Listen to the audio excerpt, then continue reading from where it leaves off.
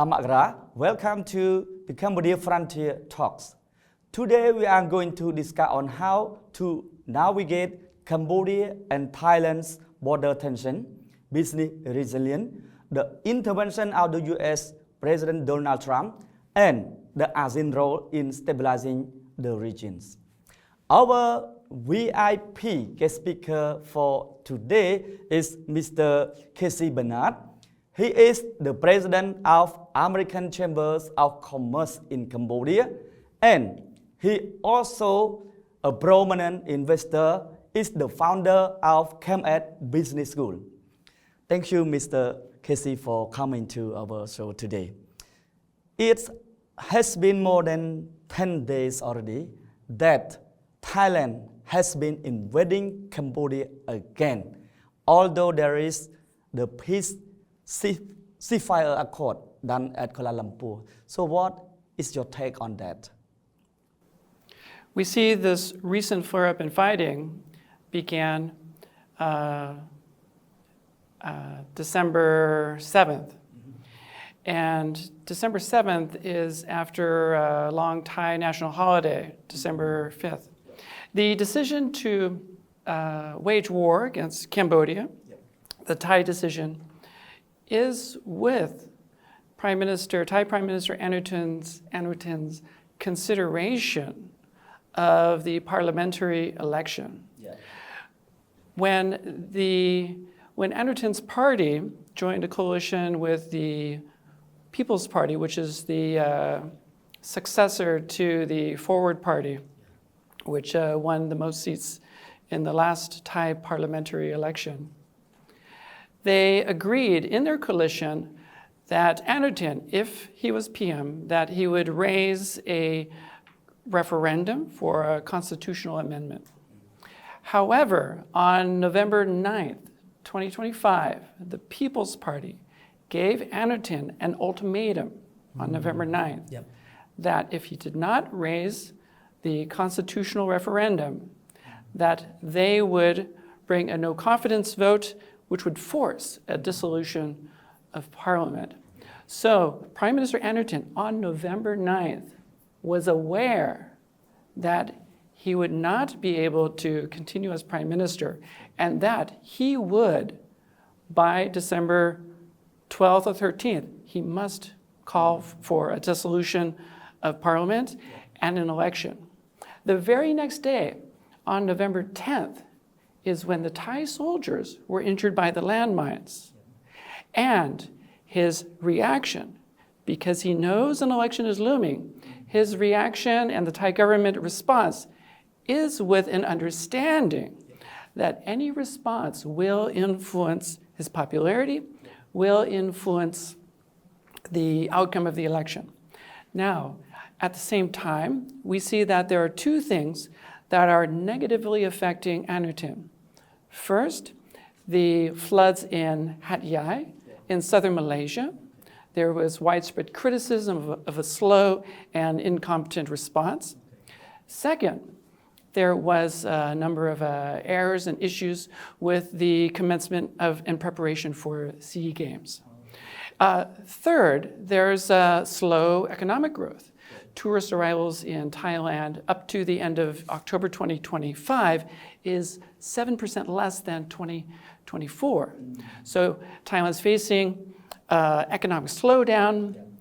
Anutin himself is facing negative publicity due to the poor response to the floods, due to poor preparations for SEA Games, and now he has an opportunity. He has an opportunity to decide how he responds to the injury and the death of the soldiers who stepped on a landmine. And therefore, we see that his response at that time, he may already have been considering a strong military response to give him support from the population, the Thai population we see through our review of social media in Thailand, is widely supports this aggression against Cambodia. So he wishes to exploit the nationalist sentiment. And the timing of the war, the timing of the aggression is King Bhumibol's birthday is a national holiday on December 5th. And then following that is the commencement of the SEA Games. He times the conflict to coincide exactly with this outpouring of a nationalist sentiment. And then we see on December 7th, he instructs the Thai military to engage Cambodia. And as he was expecting all along, on December 13th, he dissolves parliament, calling for elections. So these elections are very much on his mind and his response, and may have been a very significant contributing factor to this aggression, which very sadly, for his personal benefit, his personal power, authority, has been sacrificing Cambodian lives. 400,000 Cambodians displaced, living in refugee camps. Hundreds of thousands of Thai people also displaced, and deaths on both sides. So it means that he tried to use all means to protect his power, right?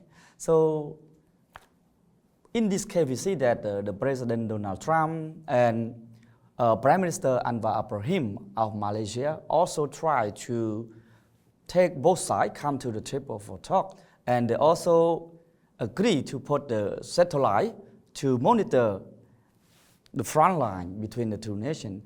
And they expect to hold ASEAN foreign minister meeting to verify this kind of satellite image. So right now they're gonna resume the meeting on the 22nd. So what do you think about this?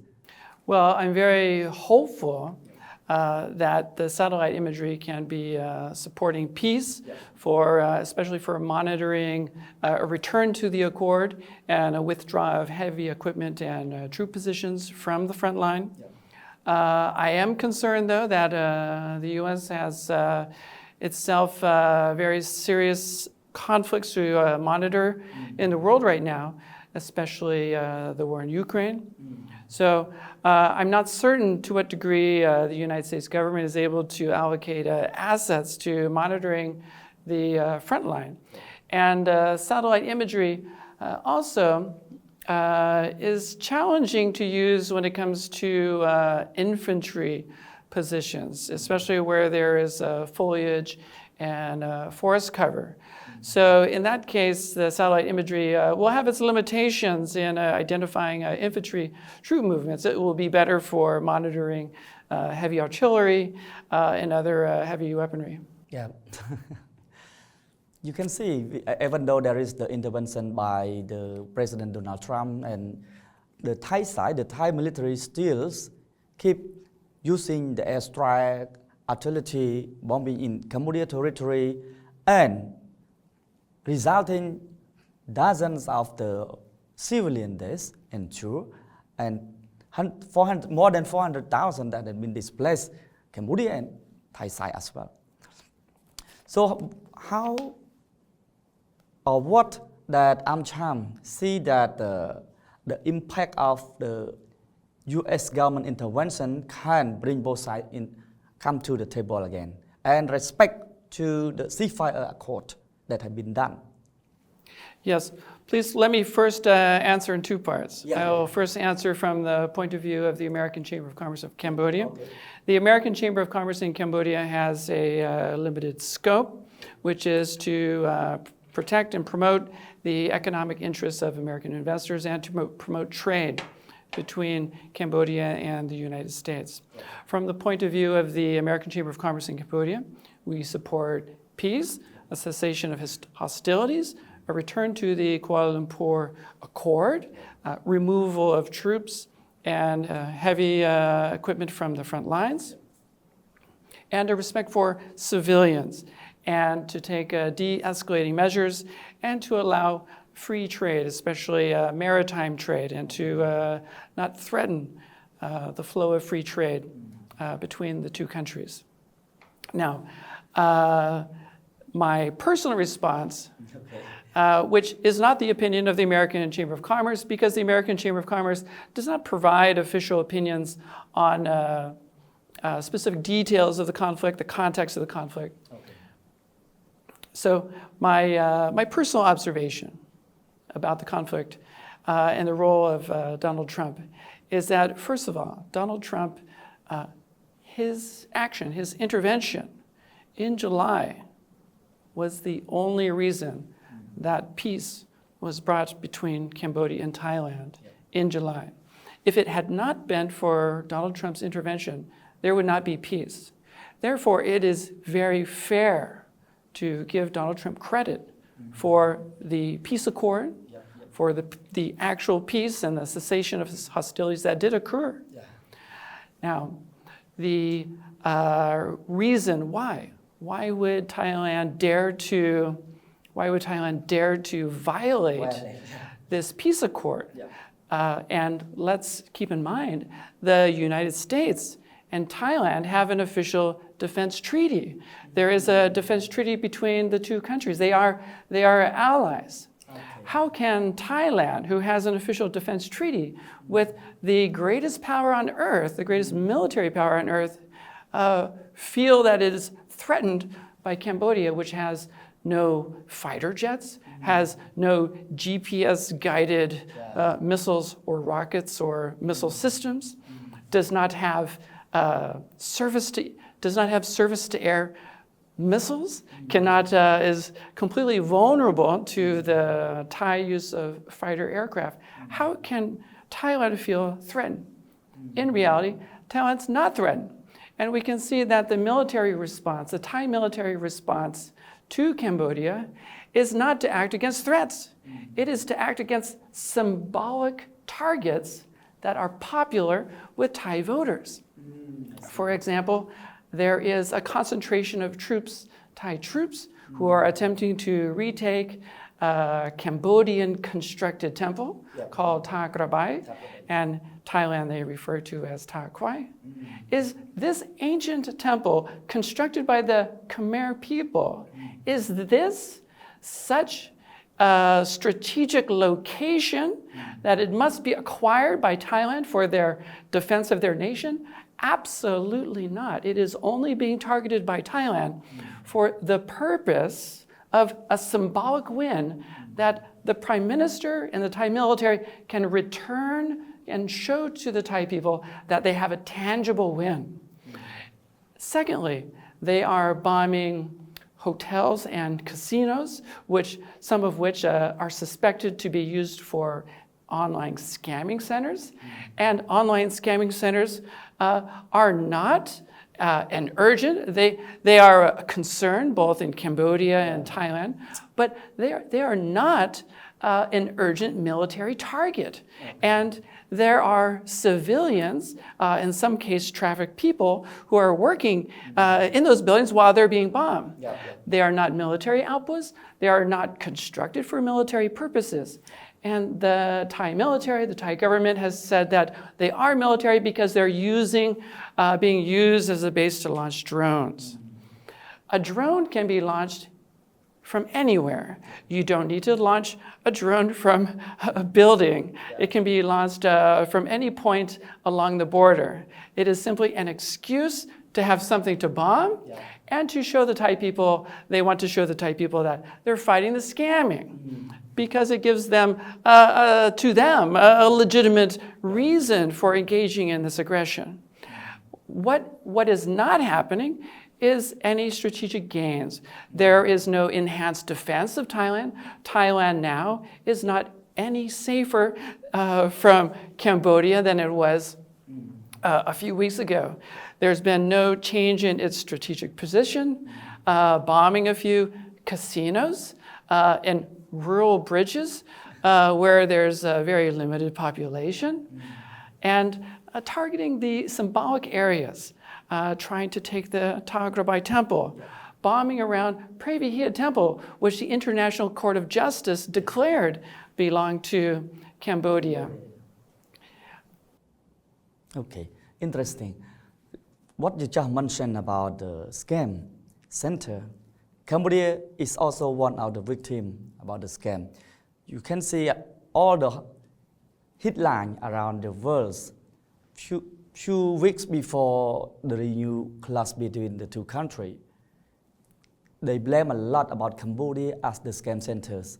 So from your perspective as the foreign investor in Cambodia, how can you reframe what that the international media frame Cambodia as the scam center? There is online scamming in Cambodia. There's also online scamming conducted in many countries, in Myanmar, in Thailand, in Laos, in Mexico, in the Philippines. The Philippines has been working against this for many years. And much of the scamming is done under the disguise of online gaming. So there are casinos that have licensing to conduct online gaming. And the online gaming services do require a certain number of online services, online customer service. And this has become an industrial scale scamming where these companies that are hiding behind these casino licenses, they are setting up factory-style scamming centers where they have many nationals, typically not Cambodian. There are nationals from China, Indonesia, Bangladesh who are working in these scamming centers. And unfortunately, we need to acknowledge the presence. We need to fight against these scamming centers. The nature of the scamming center, though, it is sometimes not prioritized or even made aware to the authorities, because when you have a crime with robbery, there's a victim who complains. When you have a crime with assault, there's a victim. But the nature of the online scamming is that the scammers will work quietly inside apartments. They will work quietly and secluded within the scamming center. So in this case, there's no one domestically to make a complaint to the police. So from the point of view of the authorities, no one's making a complaint. There are no problems arising from this center. We have not received complaints. And the victims tend to be abroad, and the victims tend to be not in a position to track the origins of the fraudsters to make a complaint. So it creates a burden to the local authorities that they need to initiate investigations and collect information. And because the information to make arrests for scamming is simply online data, it creates certain challenges for law enforcement to collect that data. And my recommendation is that the enforcement can be done through means of immigration. So many of these scam employees, they don't have proper work visas, work permits. And on this basis, we can clean them out. From earlier this year, the Cambodian government has been making an effort to arrest scammers. There have been thousands of scammers who have been arrested and deported. And there's a recent trend that scammers now leaving the large industrial scale scamming centers, and they're moving into the condo buildings in urban areas. They're moving into barais. So I think the people who live in Cambodia, the Cambodian people, we shouldn't be complacent, and we shouldn't put all the burden on the authorities. We need to speak up. If you live in a barai, if you live in a condo, make sure that you know your neighbors, where they work, who they are, what they're doing. You in the barai, and when you're living in a condo, you have a right to create an association of residents to require that everyone living in your barai, everyone living in your condo has a work visa, work identification. And the police are doing their job. We also have to do our job. And when we suspect scamming, we need to inform the Ministry of Interior. There is a scamming hotline. We have to share our suspicion. Even we don't have the complete evidence, when we see the tattooed Chinese and Bangladeshis or Indonesians, Vietnamese now, we see a large influx of Vietnamese scammers. When we see them working in groups, in our community. We have to speak out. And the scamming is important for Cambodian people to fight. So the military is fighting on the border. We have to fight here at home because the scamming has a negative impact on sovereignty. Because when the international media and when other countries are complaining and pointing the finger of scamming at Cambodia, it makes countries hesitate to support Cambodia. They hesitate to support Cambodia because they do, like you said, they see Cambodia as a source of scamming. Yeah. So we have two jobs. We need to defend the border. Yeah. We also have to fight against scamming at the same time. As you see, the scam network is across the region and the world. And at the moment, one country blame one another about, oh, this country have much scam and attract their people to work, as you just mentioned. So in terms of the private sector or also in the regional, what should they have initiate to fight this kind of thing rather than just blame one to another?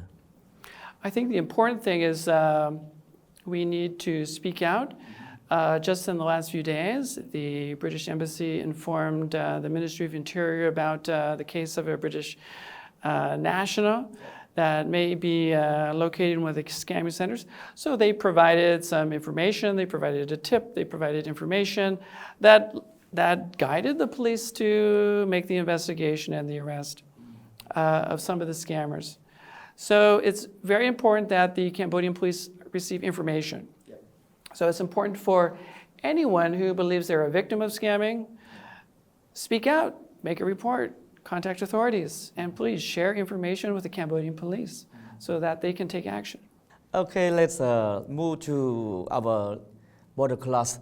You see over the last few days that the exchange of cloud between the two countries has been intensified, and Thailand military still bombing and use F-16 fighter jet on Cambodia territories.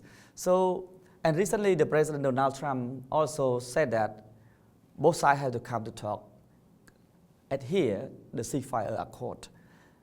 If not, he will impose more tariff. So what's your intake on that?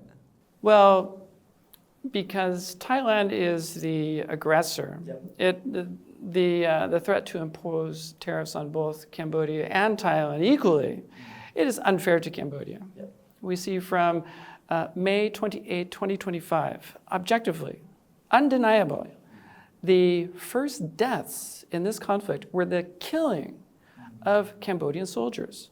The Thai military murdered Cambodian soldiers that they encountered on a patrol along the border. So the first deaths acknowledged by everyone around the world is that Thailand murdered first. They killed Cambodian soldiers first. And we see that every step of escalation has been initiated by Thailand.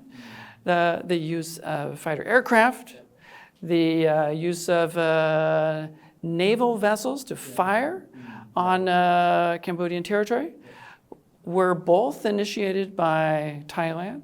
So at every stage, Thailand has been taking military escalation. In the early days, there were points at which Cambodia took economic escalation. So Cambodia rejected the purchase of fuel from Thailand, fruit and vegetables from Thailand, certain consumer goods. But if we look at military aggression and military escalation, it is Thailand. Also, we see the statements of the leaders. Prime Minister Barnett, he has openly and publicly called for peace. Prime Minister Anderton has publicly and openly denied peace. And he, Thailand, and Prime Minister Anderton, they were the first to reject the peace accord. They were the first to say that they no longer respect or will follow the peace accord. So because they are the first to escalate, because they are the first to discontinue the peace accord, it's unfair that the threat of tariffs has been applied to Cambodia and Thailand equally. I'd also like to point out that Thailand also hasn't made trade concessions to the United States yet. Cambodia has completely made trade concessions to the United States. Right now, through formal agreement, Cambodia is one of 2 countries in the world with an agreement on reciprocal trade with the United States. And Cambodia has given the United States a 0% tariff on all US-made products. Thailand has given nothing to the United States in any formal agreement on reciprocal trade. So not only is Cambodia looking for peace, Cambodia is cooperating at every step of the way as much as possible, including with trade. So it is unfair. Perhaps some of the unfairness is due to the fact that Thailand is a traditional ally of the United States. There is a formal defense treaty. So this is also potentially influencing this action. And also to the U.S. threat to impose tariffs on both countries, it may be seen as necessary from the point of view of the Trump administration to remain as a broker of peace. Yep. Because once the United States begins to favor one side over the other, then the Thailand may just simply no longer cooperate or listen to the United States. However, if the U.S. threat to impose high tariffs does happen, I believe that the negative impact will be felt by Thailand more than Cambodia. I believe that nature of Cambodian industry with the garment industry, there is some ability to speed up shipments, delay shipments, and maybe a greater degree of resilience than Thai industry, which has more heavy industry than Cambodia does.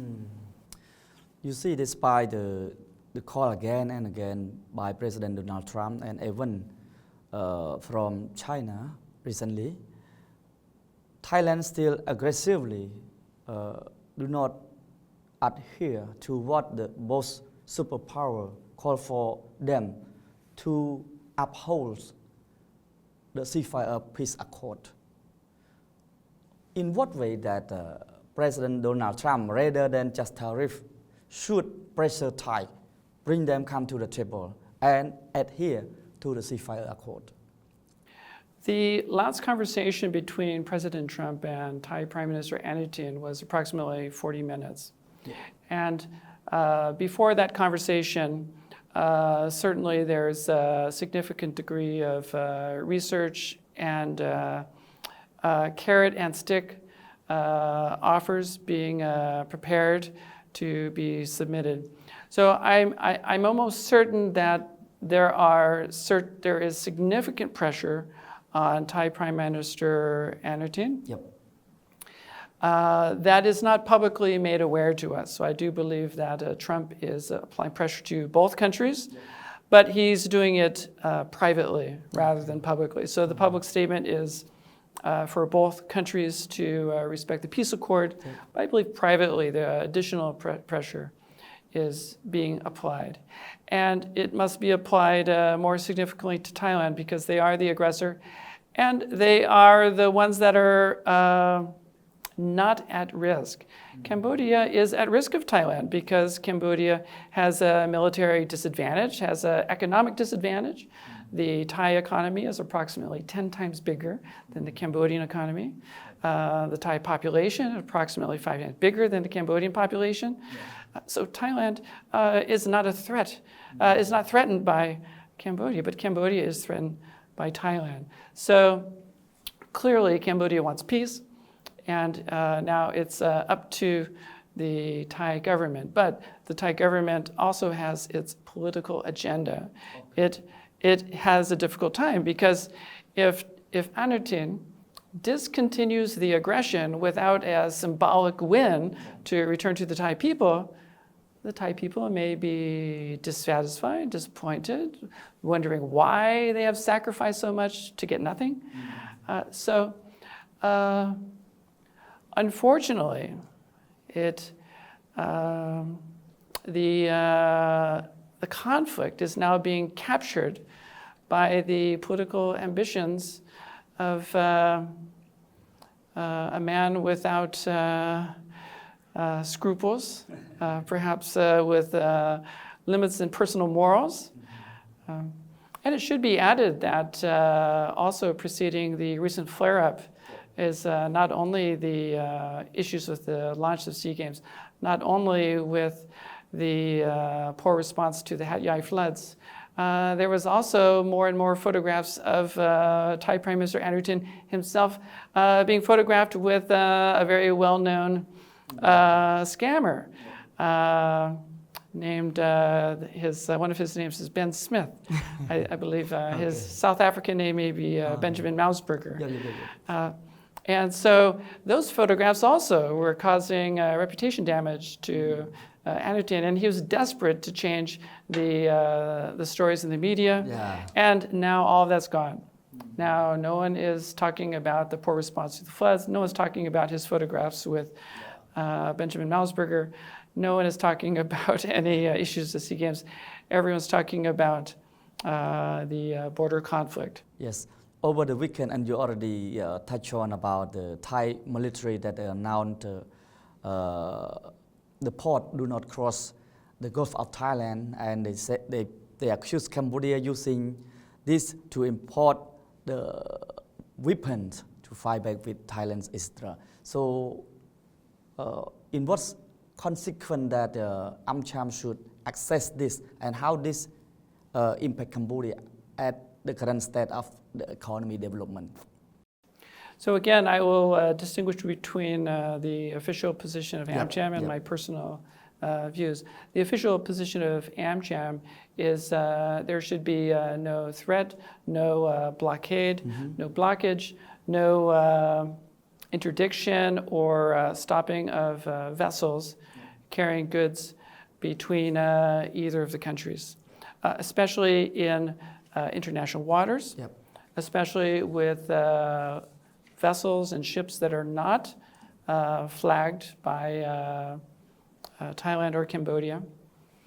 Now, the impact, of course, is very negative for trade. It's negative for Cambodian businesses, Thai businesses that are manufacturing in Cambodia, that are manufacturing in Thailand. And the initial effect may be to raise shipping insurance premiums. Ship owners may begin to hesitate to come to the ports because of the risk. If we do see that the Thai military begins to stop vessels coming into Cambodian waters, then this will reduce the number of ships. However, first of all, Cambodia does not need to use Thai waters, does not need to use the Gulf of Thailand to access Cambodian ports, because there are international waters that are directly linked to Cambodia's sovereign maritime territory. And also Cambodia shares a maritime border with Vietnam. So any ships that pass through the Vietnamese water can easily enter into Cambodian ports. So what is the effect? The effect of Thailand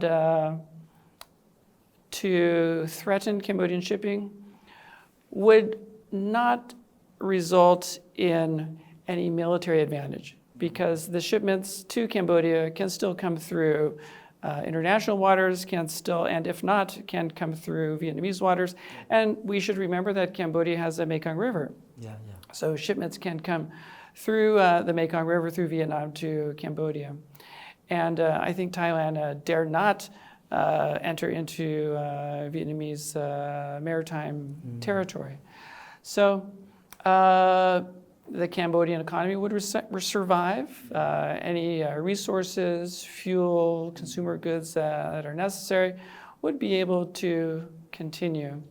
It would only cause suffering to the civilians and the people and the families and the children and the elderly that are living in Cambodia. It would It would not break the will of the Cambodian people. The Cambodian people will survive, but they will have to endure some hardships. Okay, thank you. Let's touch on the ASEAN role. We see that the Malaysian Prime Minister Anwar Ibrahim, he has been playing very vital role in reaching the ceasefire accord advanced by President Donald Trump. And so, how effective do you expect that ASEAN involvement to be balanced in peace and economics between the current state of the two country class? Anwar Ibrahim, he is a fighter for freedom. Yeah. And he has an important role in advancing democracy in Malaysia. And his role in this conflict is very valuable.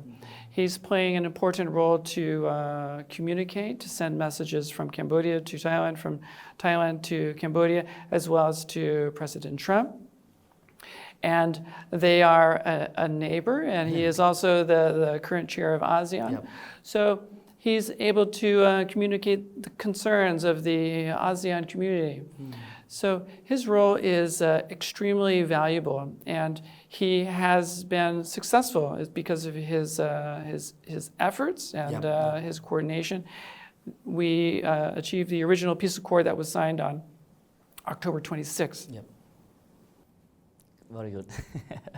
Okay, so let's come to my last question. So, what is the structural reform or the regional security mechanism that would AmCham recommend for both countries to rebuild trust and regain both diplomatic and economic ties for the futures, long-term futures? Well, I would like to answer the question by focusing on Cambodia. Okay. Yeah. The reason Cambodia is facing this serious threat and this fight for its sovereignty is because it is poor. The priority for Cambodia to reduce this threat, the priority is to grow the economy. To grow the economy in Cambodia, we need to eliminate regulation that make it slow to conduct business. Just yesterday, I had the pleasure of discussing with a Cambodian scientist who works with satellite imagery. And in this current conflict, satellite imagery, for example, is extremely important for monitoring the border and for other applications, both military and civilian. However, for many years, he's been hindered in his efforts because to import the equipment to use satellite applications, you need to go through various licensing processes with the Ministry of Posts and Telecommunications. And those licensing processes often incur significant costs. So Cambodia is limiting its access to technology.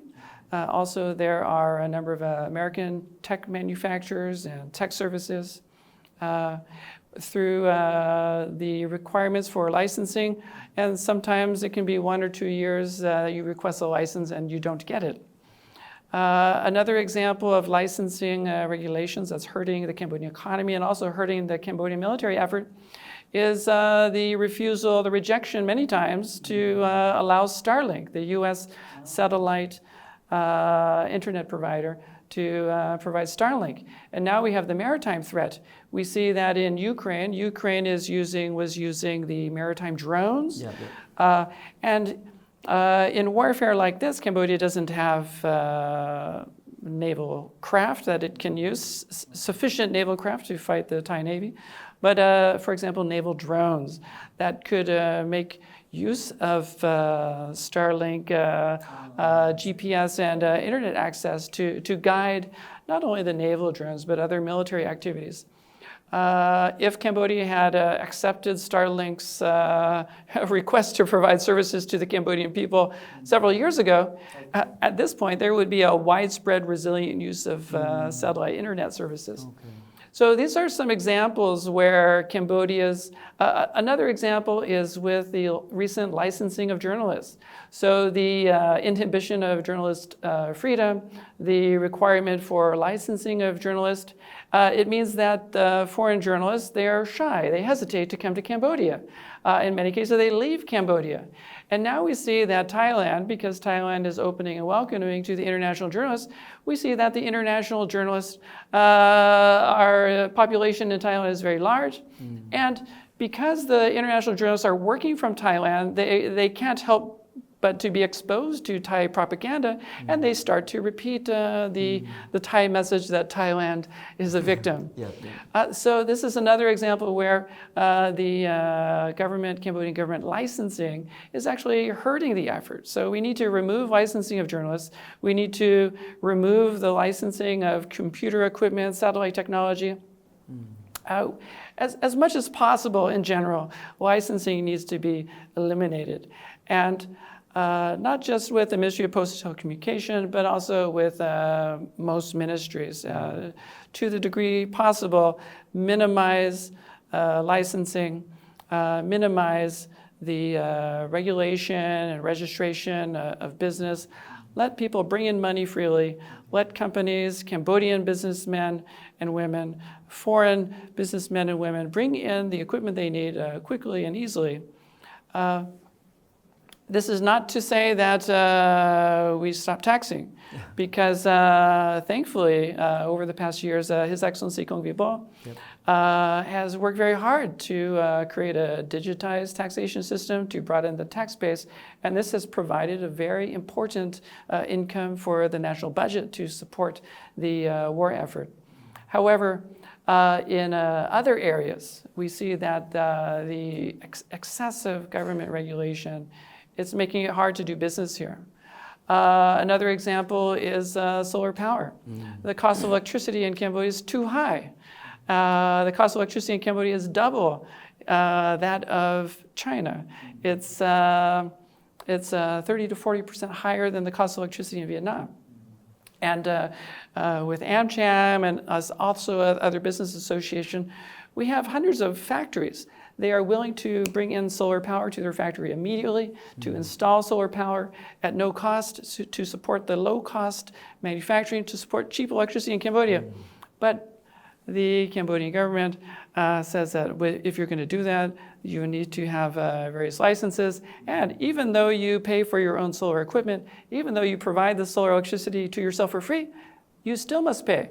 The cost of for industrial solar production for a factory, for industrial scale, you have to pay 6 cents per kilowatt hour to the government, even though they don't provide you anything. So these kind of regulations, very not business friendly. So we have to eliminate these regulations, make it easy to do business here in Cambodia. We also need in Cambodia to support the economy. We need to have an efficient court system for resolving bank debt. Right now there are perhaps hundreds of thousands of loans where the borrower is not paying. And that is not fair to you who keep your money in the bank when other people have borrowed and they don't repay. Not only that, when people don't repay the loan, it hurts the borrower because during a default of a loan to a bank, the interest rate goes up to 18%. But the bank cannot recover the security, the collateral for these loans, because the court process can take 5 to 6 years.